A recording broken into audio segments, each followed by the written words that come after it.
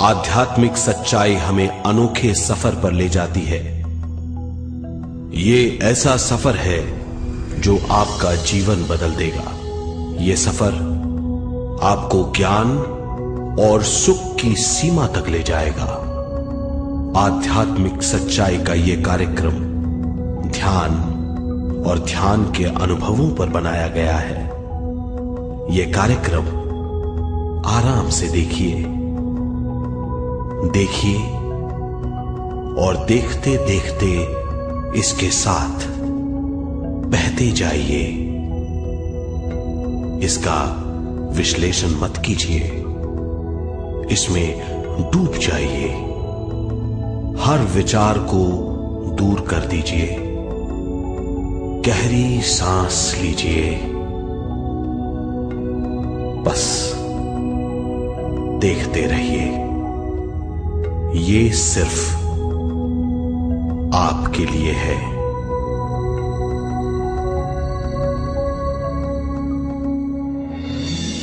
इस पूरी सृष्टि के हम एक बहुत छोटे से कण हैं। हम सबकी एक ही खोज है, अच्छा स्वास्थ्य, शांति, ज्ञान, सौभाग्य, शक्ति। मतलब हर समय हर हाल में सुख और शांति की कामना। ये पाने के लिए हर इंसान कड़ी मेहनत करता है, मगर क्या हम इसे पा सकते हैं? जी हां, ये हासिल की जा सकती है। ये सब तभी मुमकिन है जब हम आत्मज्ञान और विश्व शक्ति को समझ लें।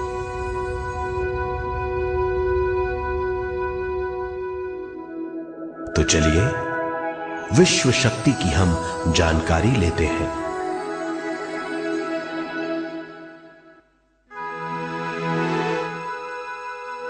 विश्व शक्ति पूरे विश्व में मौजूद है। इस शक्ति से पूरा तारापुंज, ग्रह, मनुष्य, परमाणु बंधे हुए हैं। ये हर जगह मौजूद है। इसका बंधन पूरे विश्व को व्यवस्थित रखता है।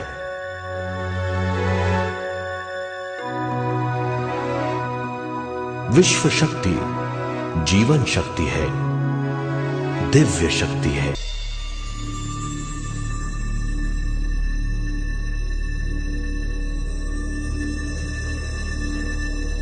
नींद अचेत ध्यान है। ध्यान सहज नींद है।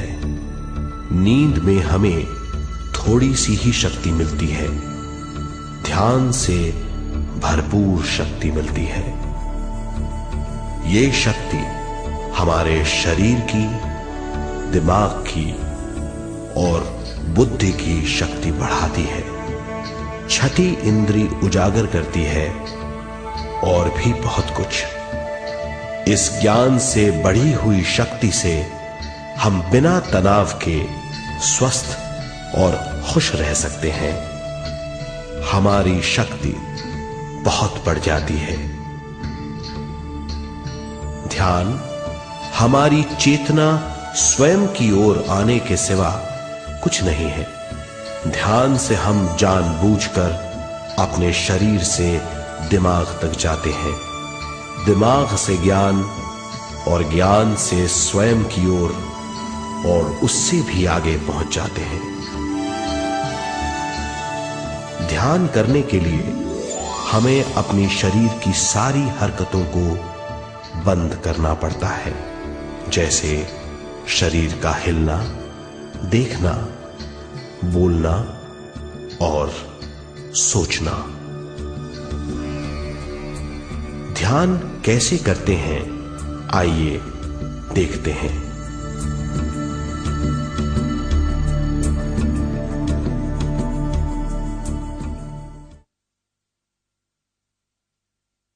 ध्यान के लिए पहला काम है स्थिति। आप किसी भी तरह बैठ सकते हैं। बैठना आरामदेह और निश्चल होना चाहिए। हम जमीन और कुर्सी पर बैठकर ध्यान कर सकते हैं। ध्यान हम किसी भी जगह कर सकते हैं जहां हम सुखदायी हों। आराम से बैठिए, पैरों को मोड़िए, उंगलियों को फंसाइए, आंखें बंद कर लीजिए। अंदर और बाहर की आवाजों पर रोक लगाइए। किसी भी मंत्र का उच्चारण नहीं कीजिए। पूरे शरीर को ढीला छोड़ दीजिए। ढीला, बिल्कुल ढीला। जब हम पैरों को मोड़ते हैं और अंगुलियों को फंसा लेते हैं तो शक्ति का दायरा बढ़ जाता है, स्थिरता बढ़ जाती है। आंखें दिमाग के द्वार हैं, इसीलिए आंखें बंद होनी चाहिए। मंत्रोच्चारण, कोई भी ध्वनियां अंदर की या बाहर की मन की क्रियाएं हैं, इसीलिए इन्हें बंद करना होगा। जब शरीर ढीला छोड़ दिया जाता है, चेतना दूसरे कक्ष में पहुंच जाती है, मन और बुद्धि। मन विचारों का समूह है। बहुत से विचार हमारे मन में उभरते रहते हैं। जब विचार आते हैं तो प्रश्न भी उठ खड़े होते हैं, जाने और अनजाने। मन और बुद्धि को भावातीत करने के लिए हमें अपनी सांस पर ध्यान देना चाहिए। अपने आप पर ध्यान देना हमारी प्रकृति है। जानबूझकर सांस न लीजिए। जानबूझकर सांस लीजिए, न छोड़िए। सांस लेना या छोड़ना अनायास होना चाहिए। प्राकृतिक सांस पर ध्यान दीजिए। ये इसकी व्याख्या है, यही तरीका है।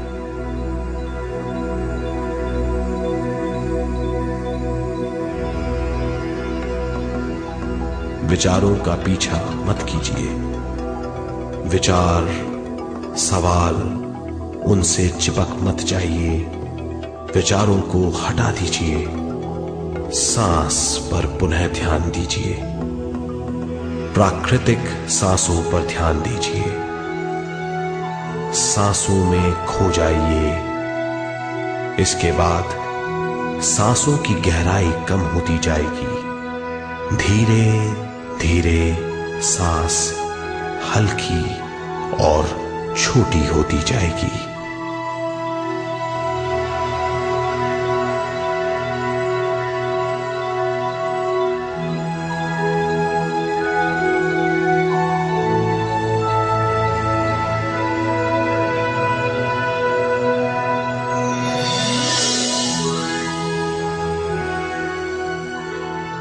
आखिर में सांस बहुत छोटी हो जाएगी और दोनों भावों के बीच में चमक का रूप ले लेगी। इस दशा में हर किसी में न सांस रहेगी न विचार।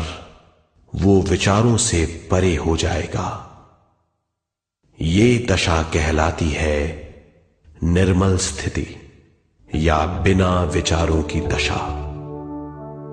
ये ध्यान की दशा है।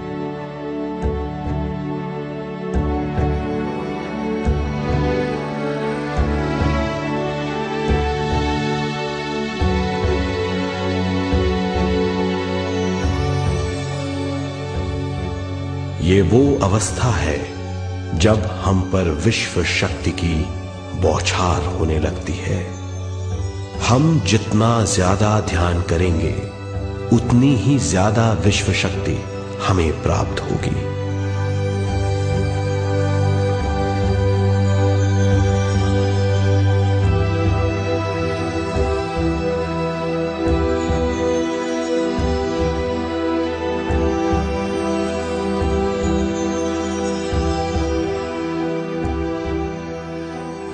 विश्व शक्ति प्राणमय शरीर की शक्ति में प्रवाह करती है। शक्ति से भरा हुआ शरीर प्राणमय कहलाता है।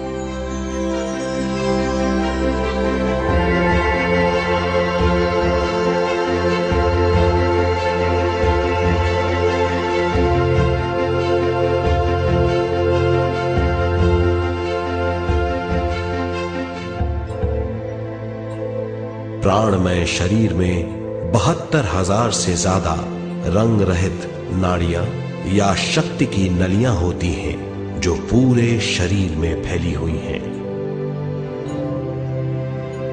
शक्ति नलियां सिर के भाग से शुरू होती हैं। ये भाग ब्रह्मरंध्र कहलाता है।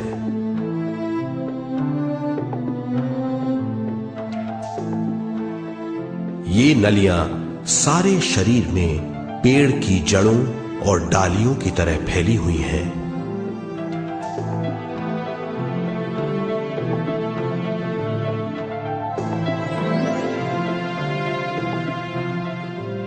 प्राणमय शरीर हमारे शरीर का विशेष आधार है। प्राणमय शरीर हमारे कार्य यहां तक कि हमारे अस्तित्व का स्रोत है। प्राणमय शरीर को गहरी नींद में या फिर ध्यान में विश्व शक्ति मिलती है। हम इस शक्ति का उपयोग अपनी सारी मानसिक और शारीरिक क्रियाओं में जैसे देखना, बोलना, सुनना, सोचना और शारीरिक कार्यों में करते हैं। इन्हीं सारे कर्मों का आधार विश्व शक्ति है।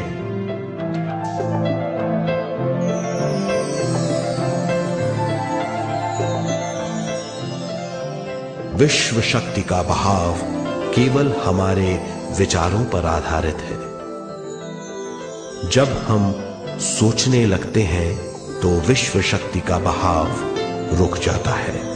मतलब यह है, हमारा सोचना विश्व शक्ति का बांध है। जब विश्व शक्ति का बहाव कम हो जाता है तो शक्ति नलियों में कम शक्ति पहुंचती है।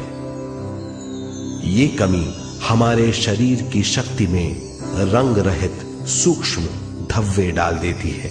ये धब्बे धीरे धीरे हमारी शरीर में बीमारी पैदा करते हैं।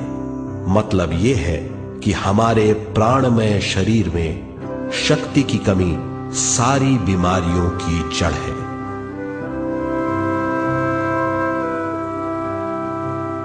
ध्यान से हमें बहुत बड़ी मात्रा में विश्व शक्ति मिलती है। ये हमारी शक्ति नलियों के जरिए सारे शरीर में पहुंचती है। जब विश्व शक्ति बहुत बड़ी मात्रा में शक्ति नलियों में बहने लगती है तो रंग रहित सूक्ष्म धब्बे मिट जाते हैं, और जब ये धब्बे साफ हो जाते हैं तो हम सारी बीमारियों से मुक्त हो जाते हैं।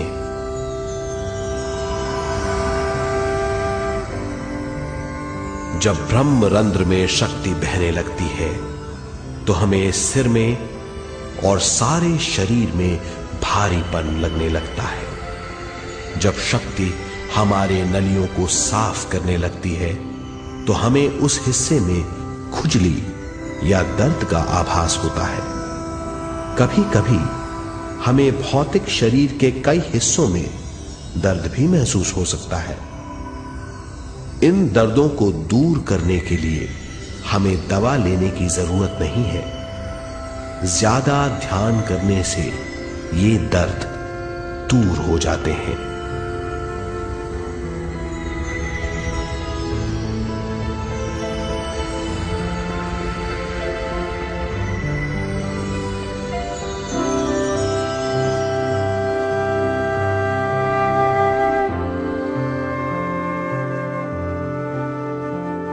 ध्यान के द्वारा ज्यादा विश्व संजोने से हम सारी मानसिक और शारीरिक बीमारियों से छुटकारा पा सकते हैं।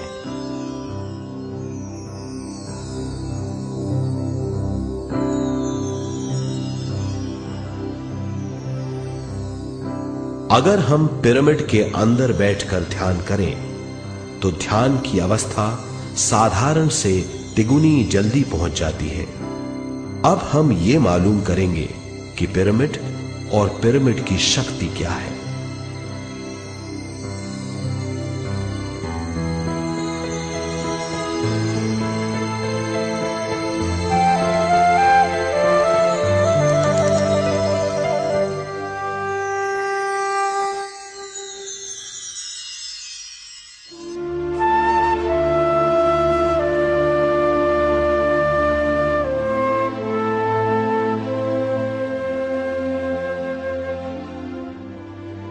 हमारी पृथ्वी ग्रह पर पिरामिड एक मजबूत भवन है जिसको सबसे ज्यादा विश्व शक्ति मिलती है।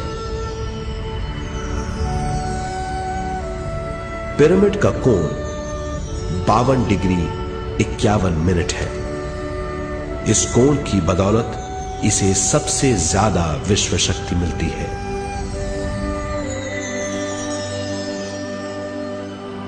पिरामिड किसी भी चीज से बनाया जा सकता है।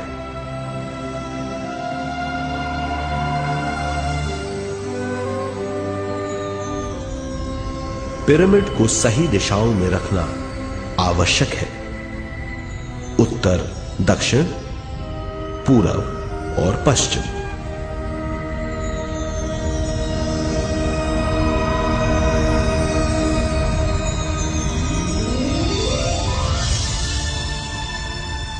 विश्व शक्ति इसके नीचे से 1/3 की ऊंचाई पर इकट्ठी होती है। ये जगह शाही कक्ष कहलाता है। शाही कक्ष में सबसे ज्यादा विश्व शक्ति होती है। पिरामिड की शिखा पर एक क्रिस्टल लगाया जाता है। इससे विश्व शक्ति बढ़ती है और पिरामिड के सारे हिस्सों तक पहुंचती है। अगर हम पिरामिड के अंदर ध्यान करें तो निर्मल स्थिति तिगुनी जल्दी प्राप्त होती है। पिरामिड लोक परलोक से आदान प्रदान के भी काम आता है। पिरामिड के अंदर ध्यान करने से रोग मुक्ति में सहायता मिलती है और ध्यान के सारे अनुभव हो सकते हैं।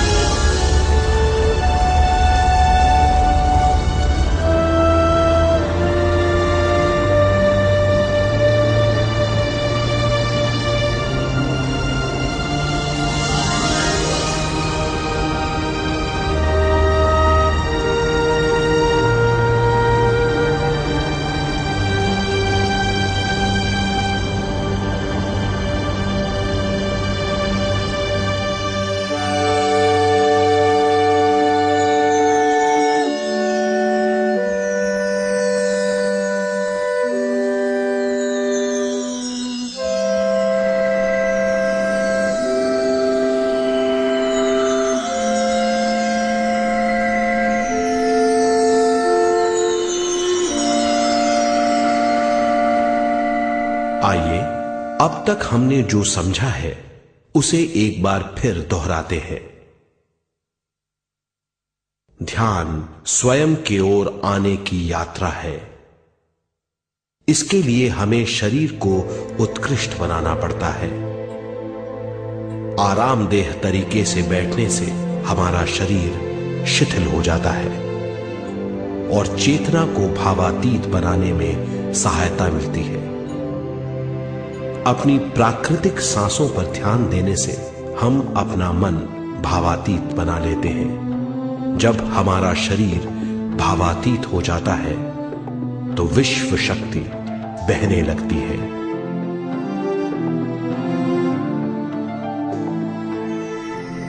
विश्व शक्ति से शरीर की सारी बीमारियां दूर हो जाती हैं और हम बिना दवाओं के स्वस्थ हो जाते हैं। ज्यादा से ज्यादा ध्यान करने से विश्व शक्ति सारे तनाव दूर कर देती है। जैसे जैसे हम ध्यान करते जाएंगे, हमारा मन शांत और विशाल होता चला जाएगा। इससे हमारी स्मरण शक्ति भी बढ़ेगी। ज्यादा से ज्यादा ध्यान करने से हमारी समझ बूझ की शक्ति भी बढ़ेगी और इससे हमारे दूसरों से संबंध बढ़ेंगे। ध्यान से सुखी गृहस्थ जीवन प्राप्त होगा, मन की शांति मिलेगी। ध्यान आपको स्वस्थ और परम आनंदित बनाता है। ध्यान से हमें अपने सवालों के जवाब मिलते हैं। ये और इससे ज्यादा पाने के लिए हर दिन ध्यान करना चाहिए। ध्यान किसी भी जगह किया जा सकता है। ध्यान किसी भी समय किया जा सकता है, सफर में भी। एक बार में अपनी उम्र के बराबर समय तक ध्यान करना चाहिए। मिसाल के तौर पर 30 साल के उम्र के व्यक्ति को एक समय में कम से कम 30 मिनटों तक ध्यान करना चाहिए। ध्यान करने के लिए आपको परिवार से दूर रहने की जरूरत नहीं है। हर किसी को ध्यान करना चाहिए। बच्चे सबसे अच्छा ध्यान करते हैं। ये 5 साल की उम्र से ध्यान शुरू कर सकते हैं।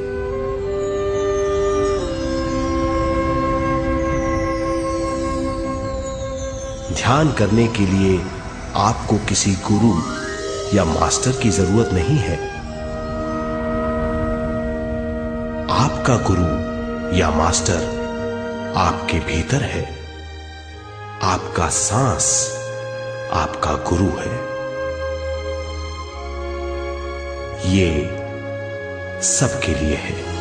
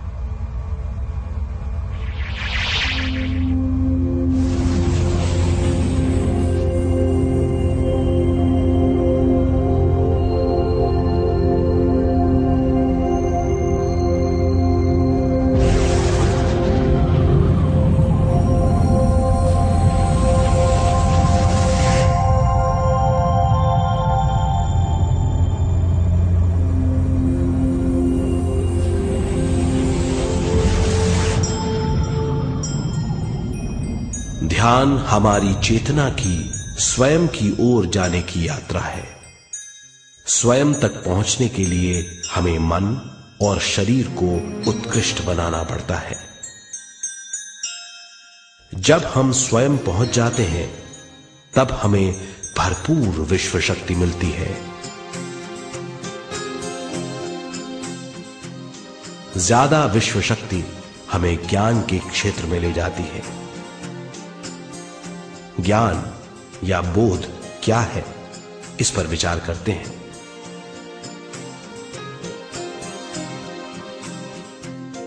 ध्यान हमारे ज्ञान को ऊंचे स्तर तक ले जाता है। ज्ञान और कुछ नहीं, केवल एक अनुभव है। अनुभव और कुछ नहीं, केवल अपने आप में पूरी तरह डूब जाना है। ज्यादा से ज्यादा ध्यान करने से हमें ज्यादा शक्ति मिलती है।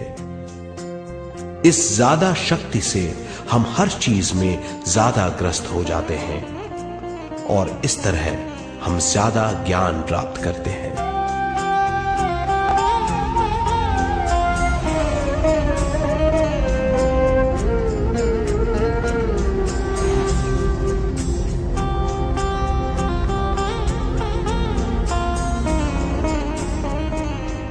ज्ञान के द्वारा हमारी समझ बूझ और बुद्धिमत्ता में वृद्धि होती है।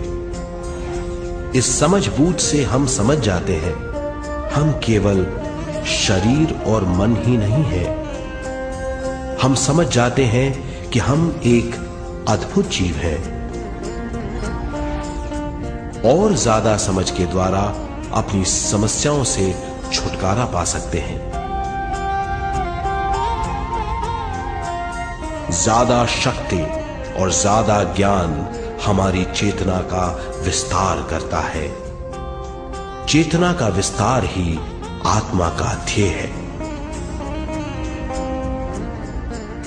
ज्यादा ज्ञान हमें विशिष्ट इंद्रियों द्वारा मिलता है, जैसे दिव्य चक्षु और सूक्ष्म शरीर।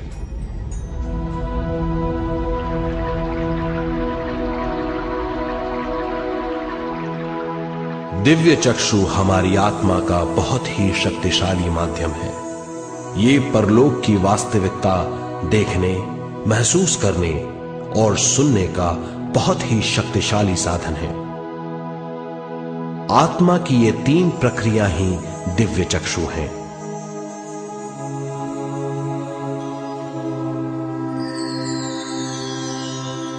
ज्यादा से ज्यादा ध्यान करने से ज्यादा शक्ति बहने लगती है। ज्यादा शक्ति दिव्य चक्षु को गतिशील करती है। ध्यान करने के लिए यह अनोखा अनुभव है।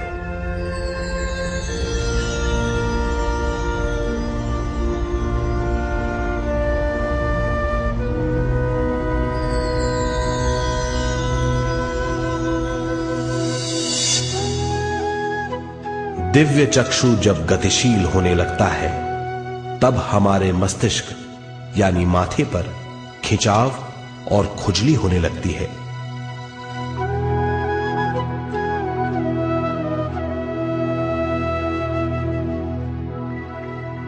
हमें विभिन्न रंगों की झलकियां अपने चारों ओर घूमती हुई दिखाई देती हैं।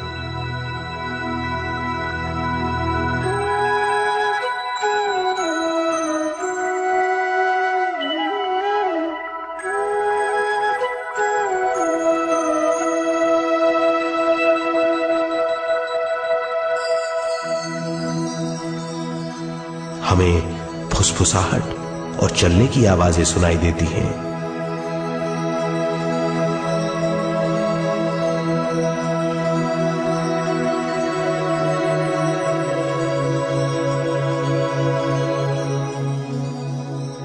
हमें लगता है कि जैसे हम घुप अंधेरी सुरंग में यात्रा कर रहे हैं।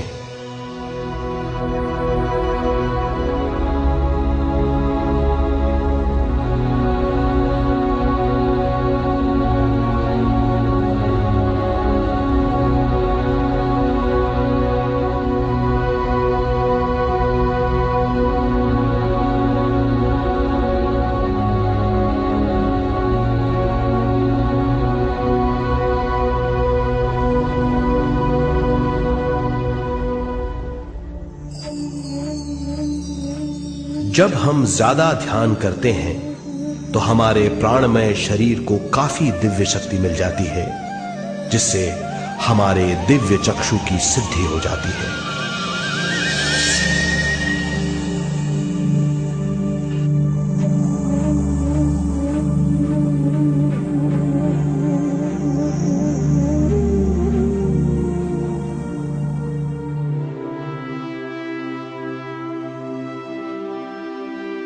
हमें ये स्तर और दूसरे स्तर साफ दिखाई देने लगते हैं। दिव्य चक्षु की संपूर्णता से हमें बहुत सी चीजें आंखों से ज्यादा साफ दिखाई देने लगती है।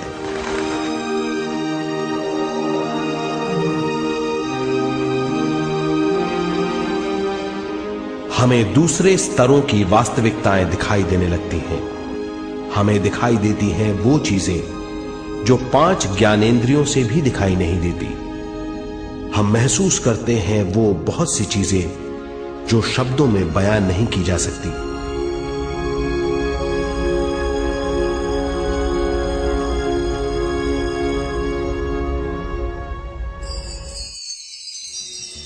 हमें सुनाई देती हैं पार्श्व ध्वनियां, दूसरे स्तर के वाद्यों की आवाजें।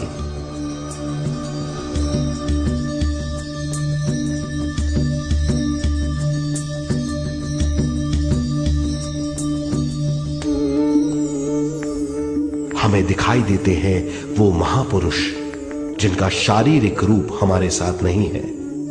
हमें दिखाई देते हैं वो महापुरुष जिनका शारीरिक रूप हमारी कल्पना में है।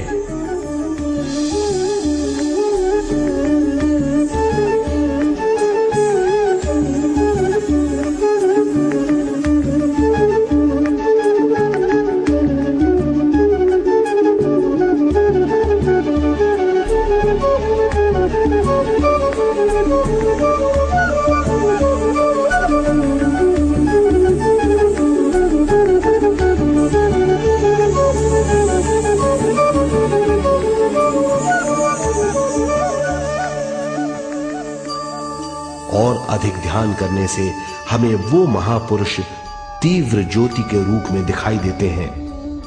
तीव्र ज्योति के रूप में देखने के बाद भी हम उन्हें पहचान सकते हैं।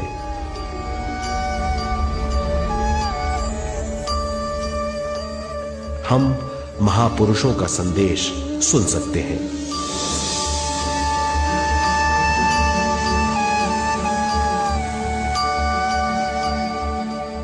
हम महसूस करते हैं एक सुरंग में यात्रा करने का अनुभव और अंत में प्रकाश में विलीन होने का अनुभव।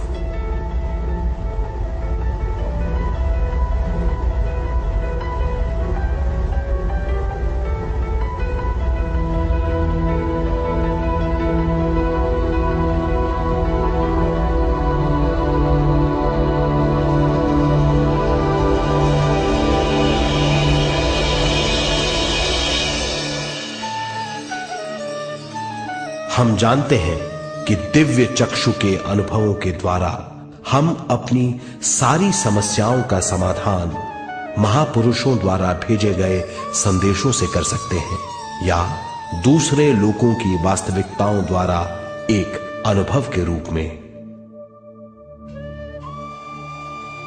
इससे हमारी हरकतें बदलेंगी, हमारे विश्वास बदलेंगे, हमारी समझ बदलेगी।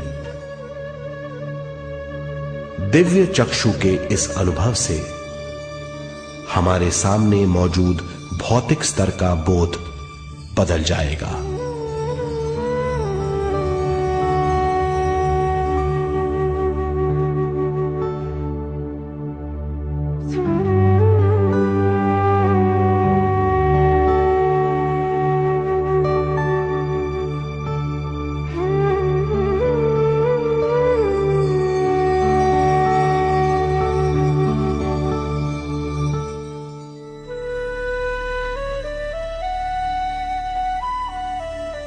आइए अब हम स्वयं यानी शरीर के दूसरे साधनों की जानकारी लेते हैं। सूक्ष्म शरीर स्वयं का वो साधन है जो दूसरे लोगों को ज्ञान देता है।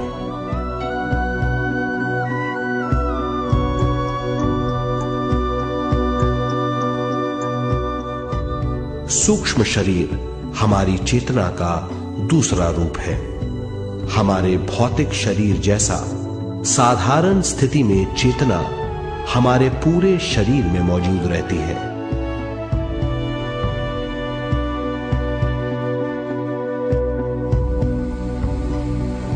सोते समय अनजाने में हम सूक्ष्म शरीर की तरंगों का अनुभव करते हैं। इन्हें हम स्वप्न कहते हैं। जागृत अवस्था में हम सूक्ष्म शरीर का अनुभव ध्यान द्वारा कर सकते हैं। सूक्ष्म शरीर की यात्रा अंतराल और समय से परे है। सचेत अवस्था में अंतराल के अनुभवों के बाद हमें नए अंशों का ज्ञान मिलता है।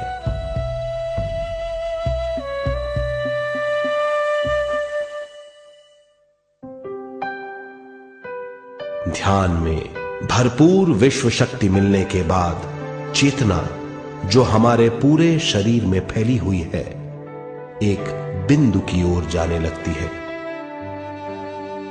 जब चेतना बढ़ती है तो हमें भौतिक शरीर में झटकों का अनुभव होता है।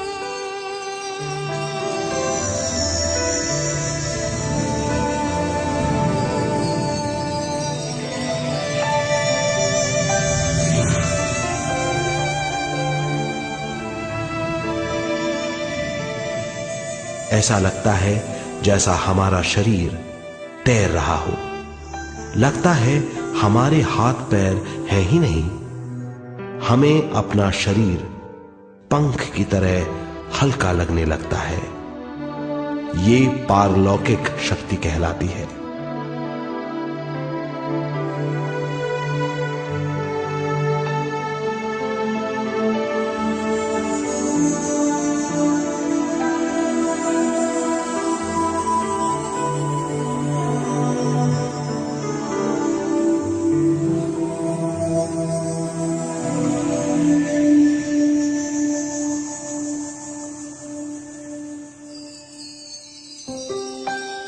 अधिक से अधिक ध्यान करने से हमें अधिक से अधिक विश्व शक्ति मिलती है। हमारी चेतना सूक्ष्म शरीर का रूप धारण करके बहुत तेजी से घूमने लगती है, जिससे हरकतें बढ़ने लगती हैं। इन हरकतों के बाद हमारा सूक्ष्म शरीर भौतिक शरीर से बाहर आने लगता है। ये दोनों शरीर चांदी जैसे डोर से जुड़े रहते हैं।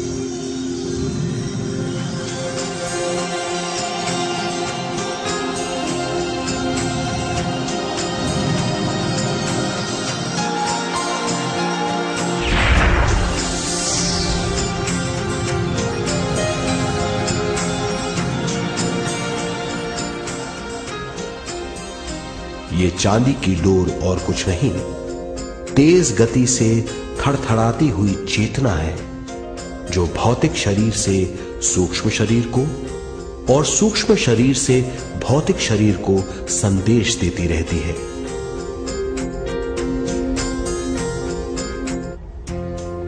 और इस तरह हम अंतराल का सफर तय करते हैं।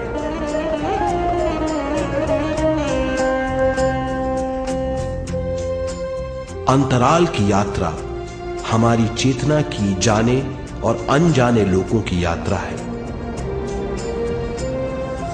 अंतराल की यात्रा द्वारा हमें स्वयं के बारे में उच्चतम ज्ञान और बूझ मिलती है। अंतराल की यात्रा में हमारा सूक्ष्म शरीर सारे भौतिक चीजों और तत्वों जैसे पृथ्वी, पानी, अग्नि, वायु और आकाश के बीच में से गुजर सकता है।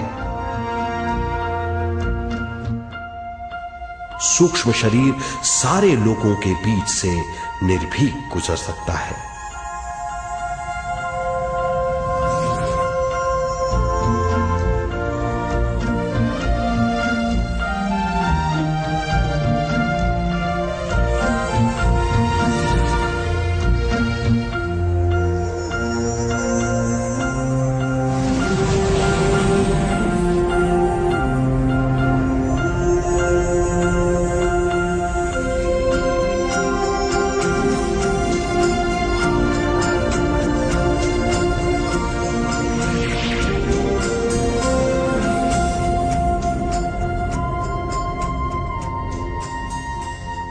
ध्यान करने वाला व्यक्ति अपने शरीर से बाहर आकर अपने भौतिक शरीर को देख सकता है।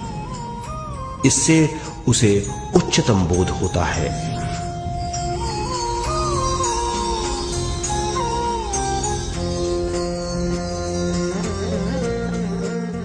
वो समझ पाता है कि वो शरीर मात्र नहीं बल्कि शरीर में रहता है। ये एक गहन बोध है। हर किसी को अंतराल की यात्रा का अनुभव करना चाहिए। अधिक से अधिक यात्रा करने से हमारी सीमाएं खत्म हो जाएंगी। हम जान जाएंगे कि हम असीम हैं। केवल इसी अनुभव के द्वारा हम जान जाएंगे कि हम ही चेतना है। हम जान जाएंगे कि हम असीम हैं। हम जीवन का नया विस्तार जान जाएंगे।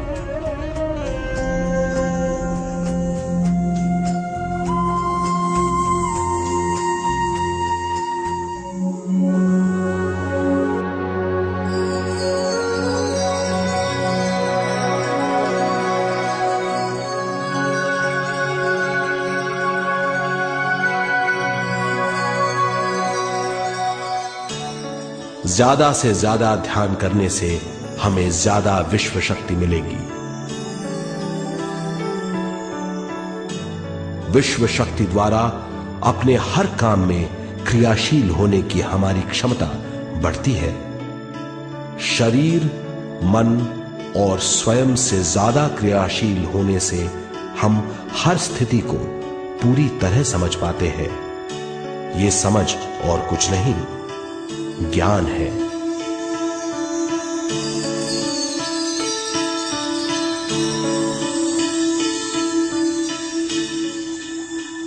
साधारण मनुष्य को केवल अनुभव मिलता है, क्योंकि उस अवस्था में वो ज्ञान के बारे में नहीं सोचता, क्योंकि उस अवस्था का अनुभव वो केवल भौतिक समझ से करता है। ज्ञान योग उस अवस्था को पूरी तरह समझ लेता है, क्योंकि वो जानता है कि वो केवल शरीर नहीं, सिर्फ शरीर में रहता है। वो जानता है कि अवस्थाएं उसके विकास के लिए हैं। ध्यान के अनुभवों के बाद और व्यवहारिक जीवन में उनका प्रयोग करने से हमें अपार समझ का आभास होगा। इस समझ से हजारों दरवाजे खुल जाएंगे। ये दरवाजे हमारे जीवन की नई उपलब्धियों का नया विस्तार करेंगे। हमारी समझ से उपलब्धियों और ज्ञान की अधिक बढ़ोतरी होगी। इससे हमारी चेतना का विस्तार होगा, जो और कुछ नहीं बल्कि विवेक की उपलब्धि है। इस विवेक का अनुभव कुछ ऐसा होगा जैसे वो हजारों सुनहरी पत्तियों वाला कमल है।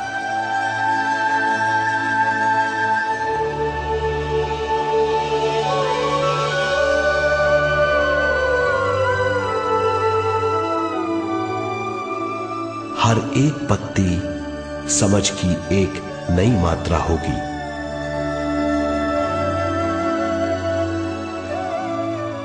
ज्यादा से ज्यादा मात्रा में समझने के बाद हमें दूसरे लोगों की मौजूदगी ज्यादा से ज्यादा समझ में आ जाएगी। इस समझ से हम जान जाएंगे कि मृत्यु कभी नहीं होती। हम अनंत जीव हैं। हम समझ जाएंगे कि जीवन क्या है और मृत्यु क्या है।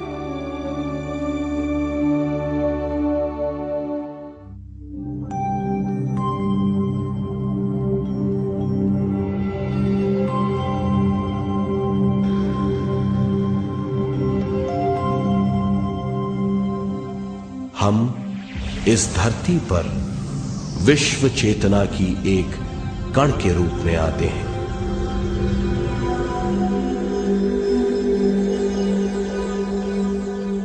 उद्गम स्थान से हम स्वयं के प्राणमय शरीर का एक ढांचा लेकर आते हैं। हम इस धरती पर अनोखे अनुभव करने आते हैं।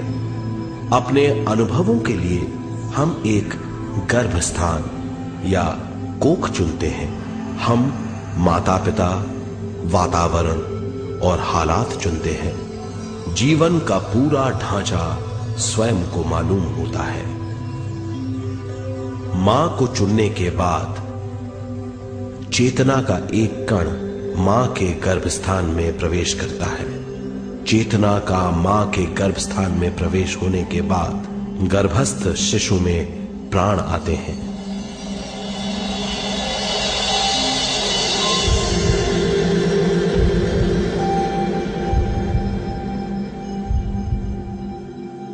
प्राणमय शरीर में विश्व शक्ति के हिसाब से और उनके कारणों से प्राकृतिक शरीर बनने लगता है। चेतना बारंबार उद्गम स्थान में आती रहती है और जब तक पहली सांस आती है, मां के गर्भस्थान से बाहर आने के बाद वो बाहर की पहली सांस लेता है। इसे जन्म कहते हैं।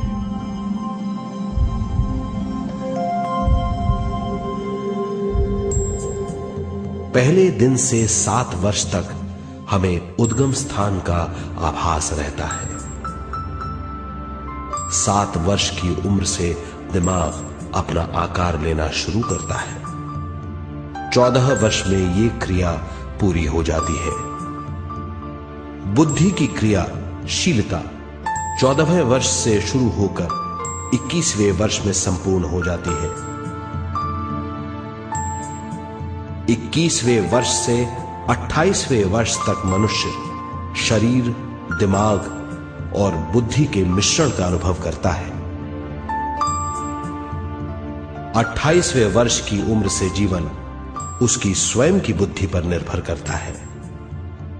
अगर मनुष्य स्वयं से आगाह नहीं होता तो उसकी चेतना शरीर और दिमाग के बीच में अटकी रहती है और यहीं से सारे दुख शुरू हो जाते हैं।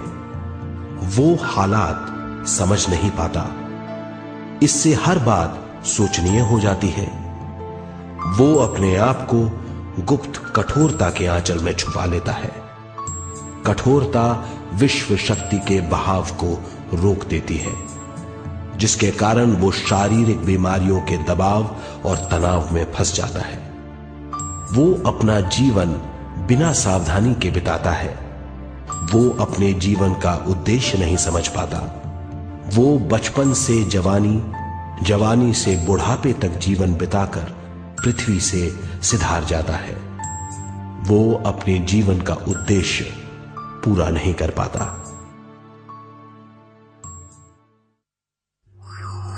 इसे हम मृत्यु कहते हैं।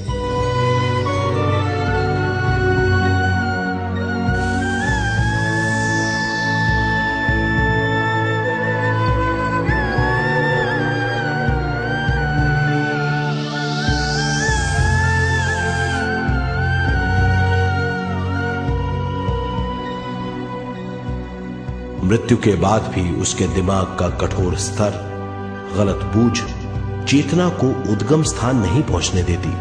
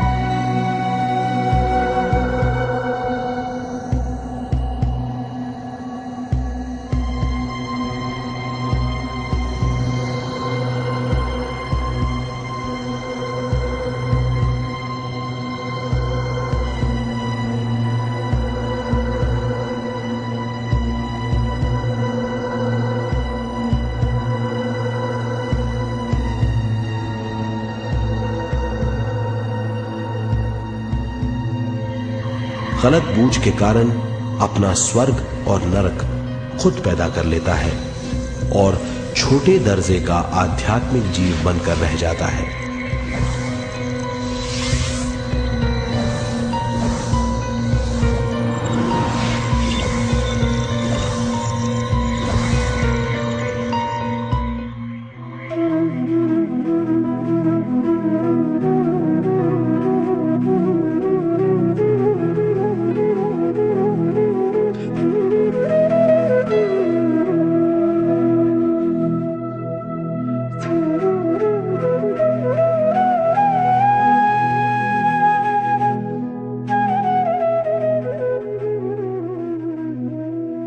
अगर मनुष्य स्वयं में सरोवर होकर अपना जीवन शुरू करता है तो वो हर हाल में आनंद पूर्वक रहेगा। मृत्यु के बाद भी वो निचले लोकों में नहीं रहेगा, वो उद्गम स्थान पर लौट जाएगा।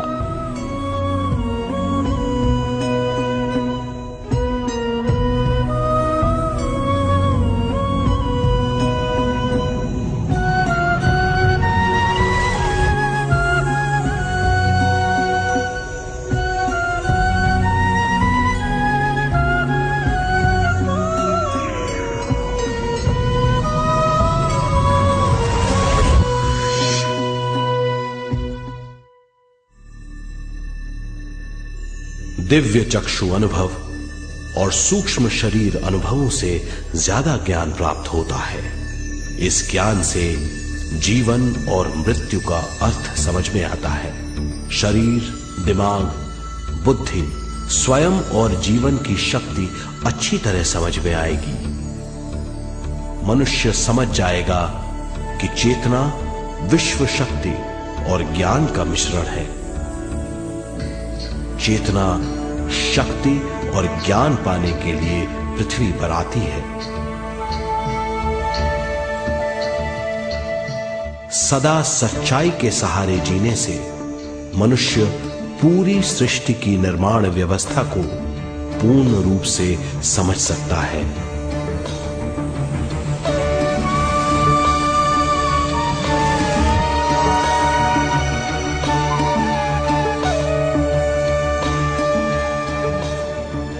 इस समझ के द्वारा मनुष्य एक अद्भुत सृष्टिकर्ता बन सकता है।